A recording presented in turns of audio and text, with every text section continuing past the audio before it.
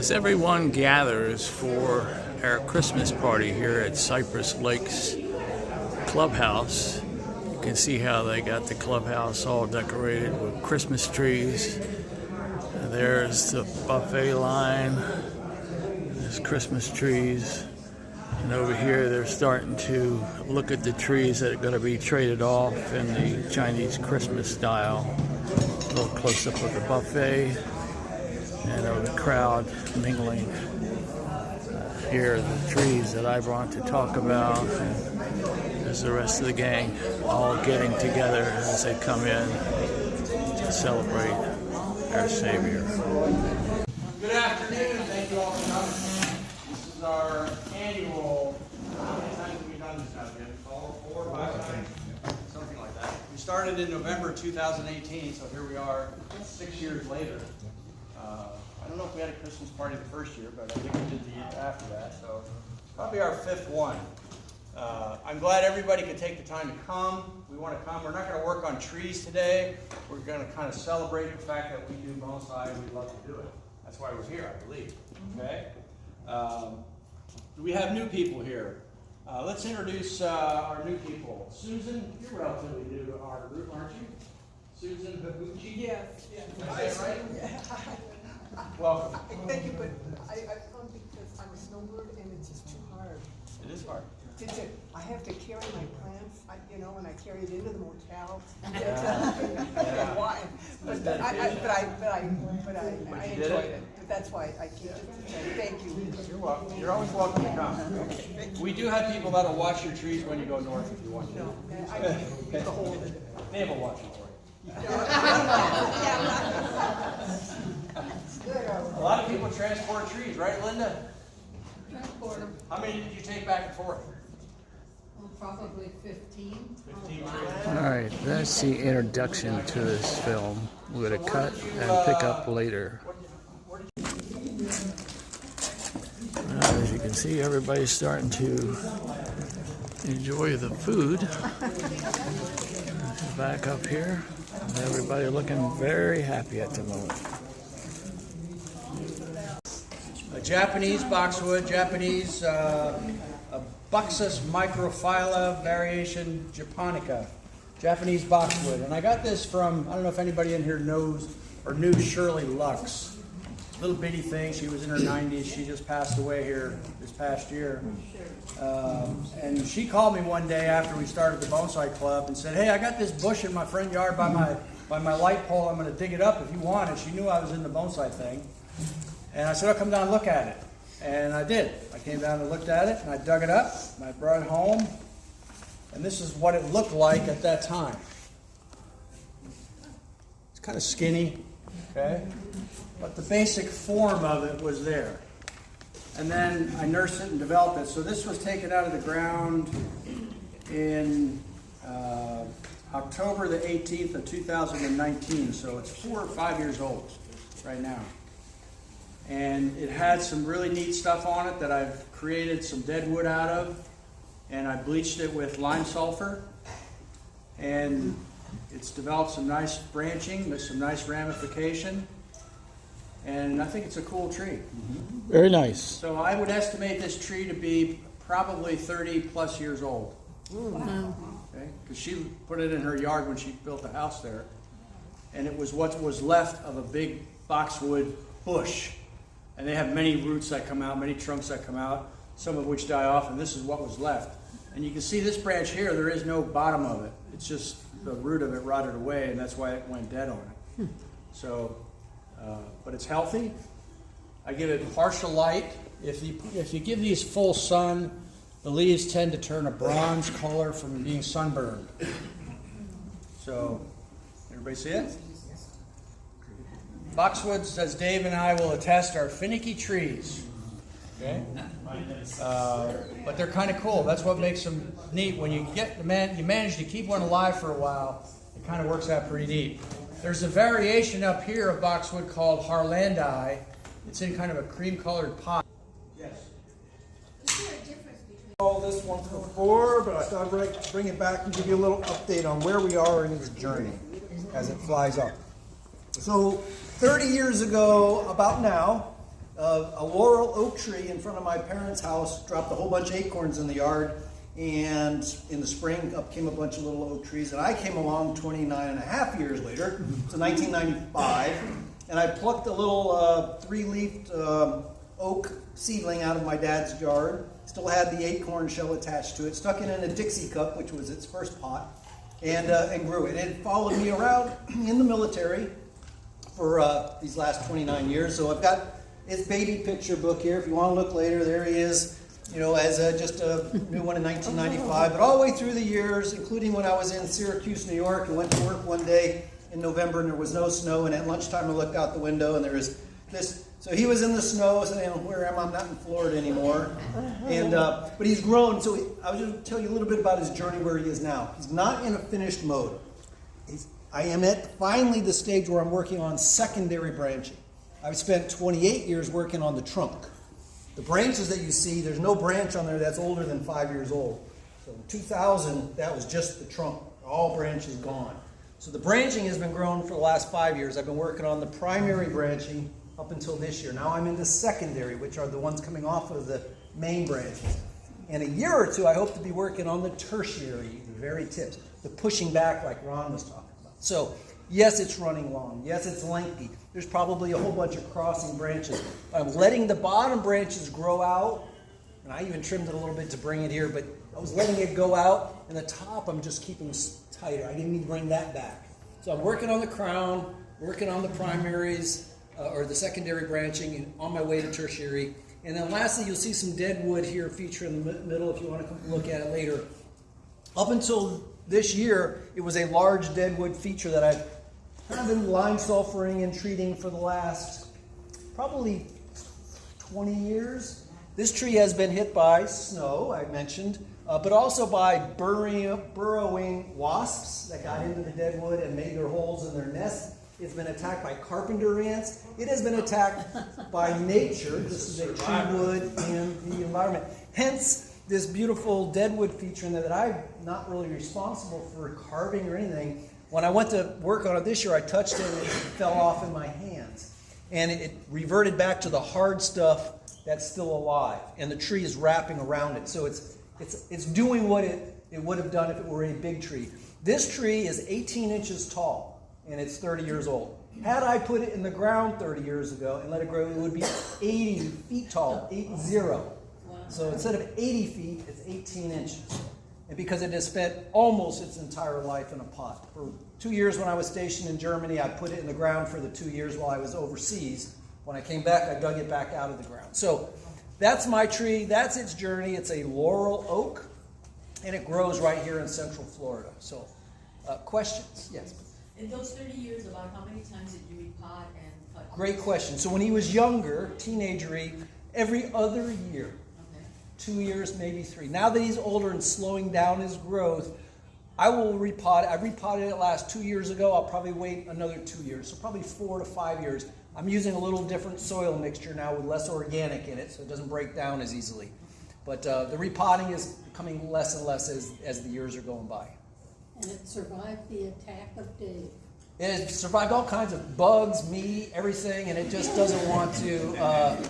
But it's happy to be in Florida again and not moving around every 18 months. That was tough on the tree.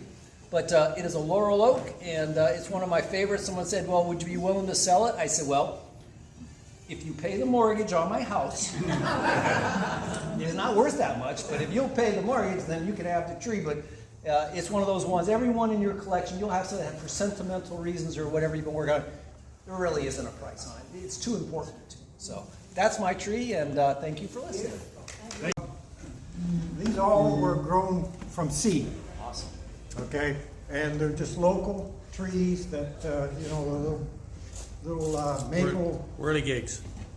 little helicopters float right down, and one year I had a whole bunch of them, so I grabbed a bunch, put it on a pot, and grew. This is 5 trees in a forest. 1 tree is about 4 years old. The other 3 trees are 3 years old. Anyway, I grew this up and been trimming them. When they first bud out, the leaves get very big, okay? So you end up cutting those. back, and the new leaves come out smaller and they start to shape. I really like the fall when they turn colorless. Yeah. It really looks nice. This is a house. It looks a little weird in a rustic environment. Did you build it yourself, John? I made this house. All right. I used to have a N-gauge railroad set. And this was one of the houses I built. Hurricane Milton destroyed my things, and this is one of the things I took out of it, and I thought it would look fine in here. It's the right scale. Yeah. All right.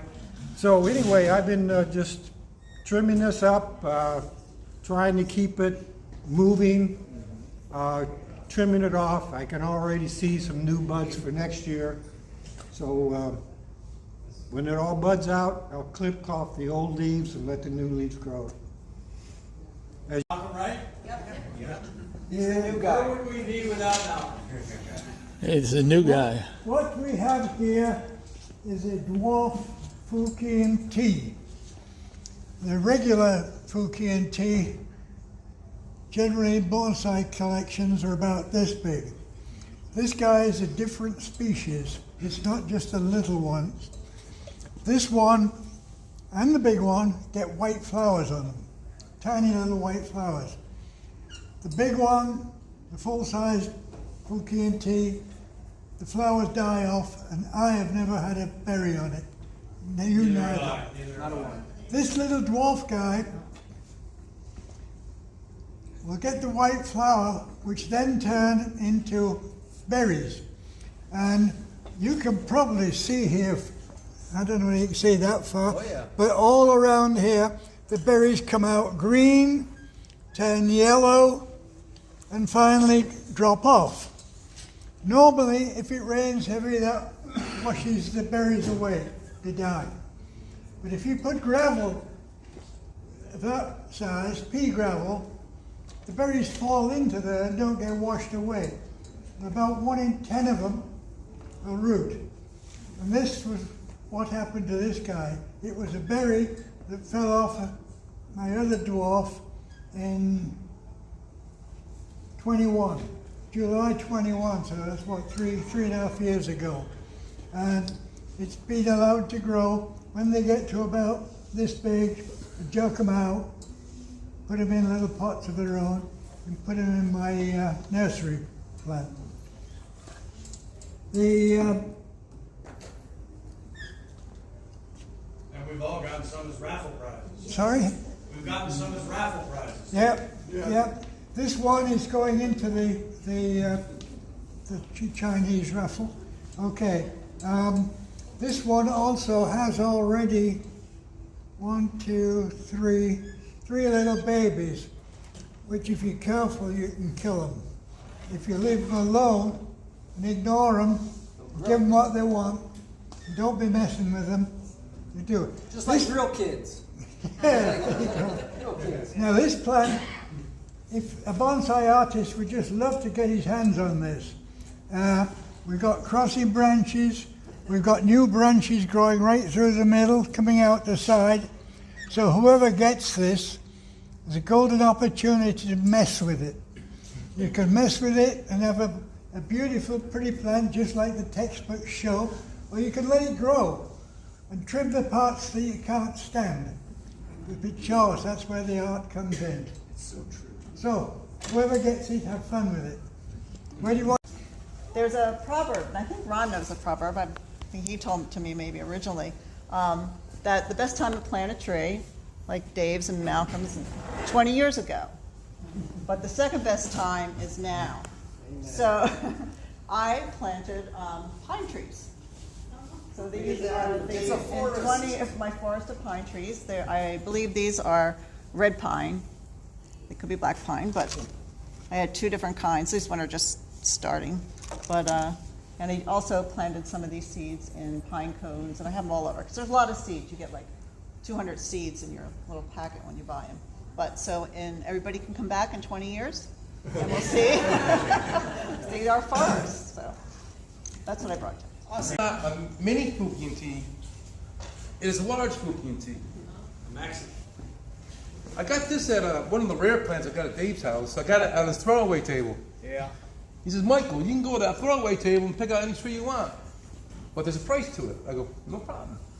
So anything that Dave throws away, I'm willing to buy it. Yeah. So it's $15. It reminds me of a tree I used to grow up on. I would climb a tree. It was an apple tree, and it had this like trunk here. I could just sit up there and lay in there for a couple hours.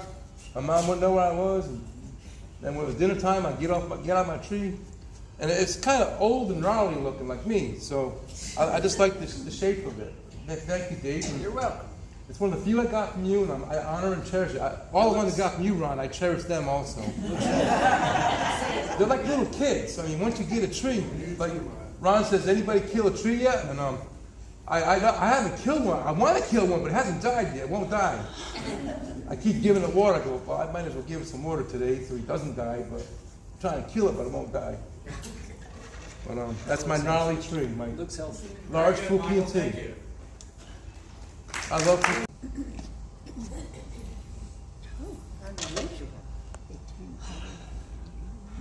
Now, all we have before us is a small Shimpaku What is it? Shimpaku juniper. The word Shimpaku actually means juniper in Chinese. Maybe it's Chinese, Japanese, I'm not sure. But this was a $4 cutting from D&L Nursery. Ron picked up 4 of them. He took 2. I took the other 2. I started this 8 months ago. And this piece of juniper wood, cypress wood, not even sure what kind of hardwood it is, but I bleached it at one of our previous meetings. But this is what we call a tanuki, or a phoenix graft.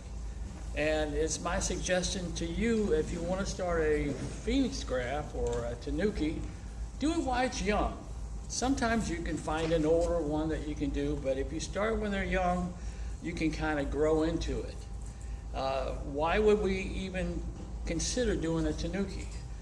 You see how wide this trunk is, this dead juniper trunk? The width of the base, or the nabari, is supposed to be the width of the pot. So 8 months in training, and maybe it was a month, 2 months older than that. I'm not sure exactly when it started, but 8 months ago I got it. It's all wired up, and I hope to establish it. Now, the reason I brought the other tree is to show a slightly different tree. Now, that one was $4. This particular Portulacara afra, the variegated variety, was $9 from Lowe's, and it actually came with 2 in a pot. I sold the other one. This tree, this is the 3rd container that it was in, not including the original plastic pot, but it was actually in that container before it was in this container. Now, that container was a $100 Japanese pot. This is a $25 pot from Waggart's, one of the trips that Dave made down there. He picked it up. The little bear here cost me $4 at BJ Pottery. This is a root over rock. And one of the things about bonsai is we try to do sort of a, I don't want to use the word deceptive, but it's an illusion of age with the tanuki and that old with the new. But with the root over the rock, we're adding, again, we're widening out that nabari so that it's the size of the pot again. And that's what gives bonsai that look. By adding the bear, we kind of go with that pinjing or punjing look. That, in the Chinese, what they would do when they had the characters in the pot, for them, it's the bonsai looking out at the people. With the pinjing, it's looking out at the people, the characters, the mudmen, the bears, whatever you might have in there. You're looking out at the crowd. With bonsai, you're looking into the tree. So that's the difference between pinjing and punjing, or pinjing, punjing, and bonsai. Now, this has been wired up. This has been going for like 2 years now, and It's a favorite tree of mine. I have several favorite trees. I just couldn't pick between them. And since they both shared the same pot previously and they had that Nabari thing going on, I brought both. So thank you very much. This here is my domeless petite bougainvillea. I got this off of Ernie Kowalski, who used to belong here and passed away. I bought all his bougainvilleas before he left about 3 years ago. And this one is, we're taking care of it. I've got to cut a dome on it yet, but I'm just happy to see it growing now. And this year, all the bougainvilleas right now are maxed out. But I think they've got a week or two left. They're going to drop. But they come back again.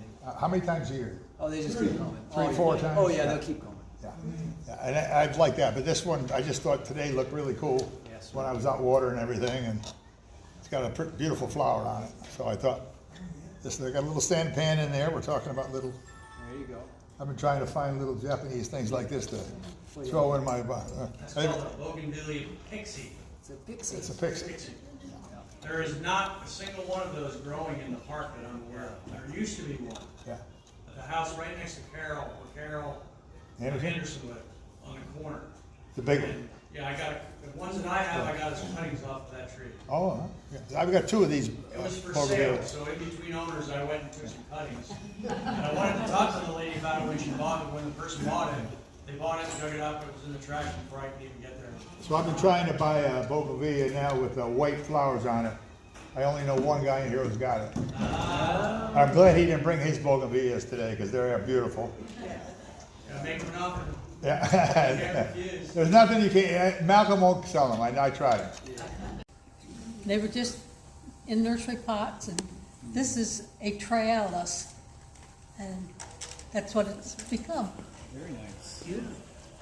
It's a beautiful yellow flower on it. It gets I was going to cut it back, kept wanting to cut it back in October before I came down here, so it was a little bit smaller to travel with, and it had these yellow flowers all over it. You can't do it then. I couldn't cut it because it just kept getting yellow flowers for, I don't know, maybe a month or two it had them. It was really pretty. It's got a pretty shape to it. Very nice. That's my trialis. I didn't bring a juniper because You don't have any. I don't have any. Yes, you do. You didn't kill that one yet, I did you? take it back. I have one juniper that I got at a driveway meeting, and but before I took it home, Terry and Ron prayed over it so that I wouldn't kill it. It's still alive. Okay. Yeah, thank the Power of Lord. prayer. Yeah, thank the Lord. But now this is like Dave was talking about. You have your favorite plants. This is one of my favorites. What it is, it's a dwarf jade. It was a cutting, and I had it in the little pots, just letting it grow. What is it, Ron?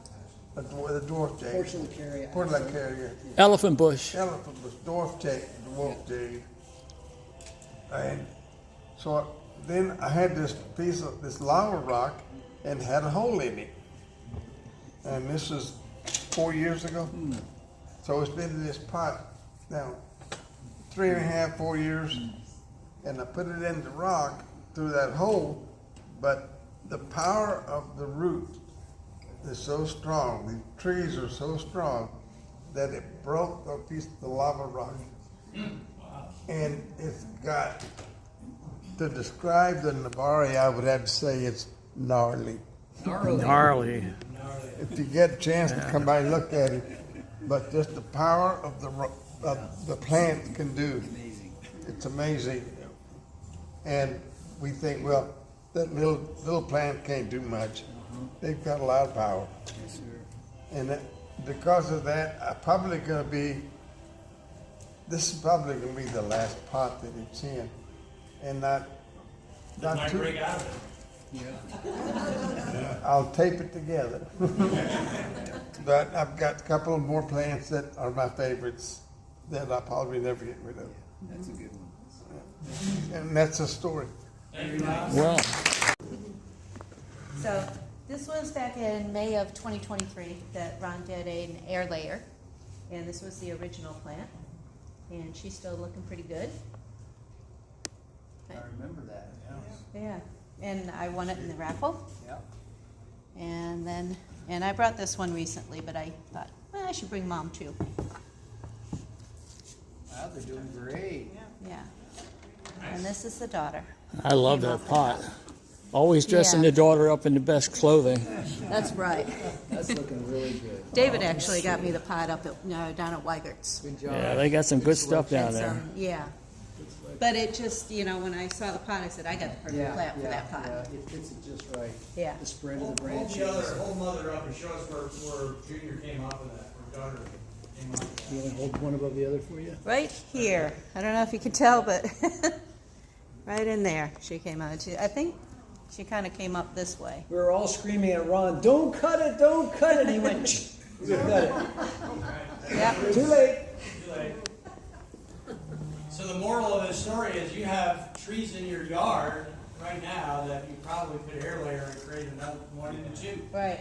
We were talking earlier, 1 into 2. There you Yeah. go, 1 into 2 on the extreme side. Becky, the daughter looks like a Hanukkah tree. It does. You know what? You're right. Yeah, that wide spreading branch Those really little looks nice. candles and It's the perfect pot for it too. yeah. They just complement each other so well. Well, Great job. So, and that's my story. A Lego tree, remember? Well, here's a wire tree. This is a, I call this a Remington copper wire. It needs water. It's one of the few trees I've had a chance of killing yet. Is that made out of gold, though? No, it's just brass wire. Actually, this is copper wire. It's becoming quite popular, believe it or not. It There's is. some real masters that do this kind of stuff. Some of them have made of over 200 or 450 feet of wire. I think maybe 250 feet of wire in this one. Wow. So how often do you have to water it? Not too often. How long did it take to do that though, from start to, would you estimate, start to finish? About 3 hours. 3 hours, yeah. 3 hours. Well, the problem with this one, you can't kill them yourself, but I've got grandkids who'll come over. Yeah, they'll take the squish 'em. they'll take the thing and string it out. And you gotta, this one here I tried to salvage after I finished it, but What's nice is you can constantly keep arranging the pads Yeah, though, yeah. right? You can bend it down and change the Yeah. shape a little bit.